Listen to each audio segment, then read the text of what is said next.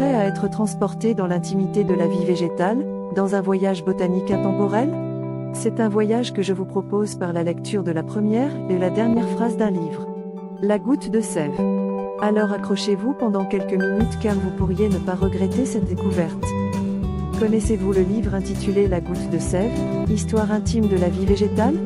Il a été écrit par Édouard Grimard et fut publié en 1872. Il y a plus de 152 ans, et pourtant son message est tellement d'actualité. Je vous propose de le découvrir par la lecture de sa première et de sa dernière phrase. Une lecture inédite que j'aime appeler l'alpha et l'oméga.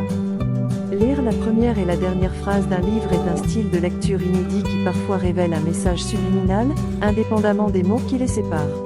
C'est un style de lecture qui parfois ouvre un regard introspectif sur soi, et révèle une vérité intérieure en quelque sorte. La première phrase du livre La goutte de sève, Histoire intime de la vie végétale est intrigante. La voici. Je ne sais s'il vous est jamais arrivé de constater un fait que j'appellerais volontiers déplorable.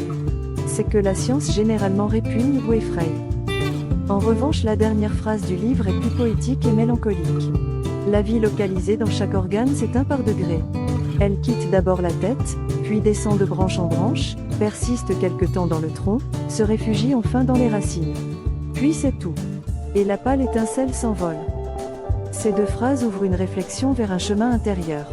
Révélant les mécanismes internes des végétaux, la photosynthèse et les cycles de vie de la nature. Cela montre l'interdépendance des plantes avec leur environnement et les êtres vivants.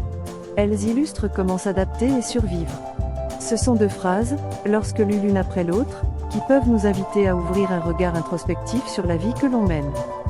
Chaque goutte de sève transporte la chlorophylle des feuilles vers les racines, puis remonte par le xylème, permettant à l'arbre de vivre et de vibrer. À l'image de chaque goutte de sève dans un arbre. Nous vivons et vibrons par l'action de notre corps, de notre cœur et de notre esprit. Une vibration qui nous connecte au ternaire de soi.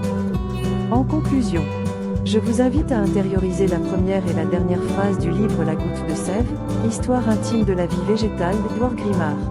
Deux phrases qui ont la capacité d'activer le ternaire de soi.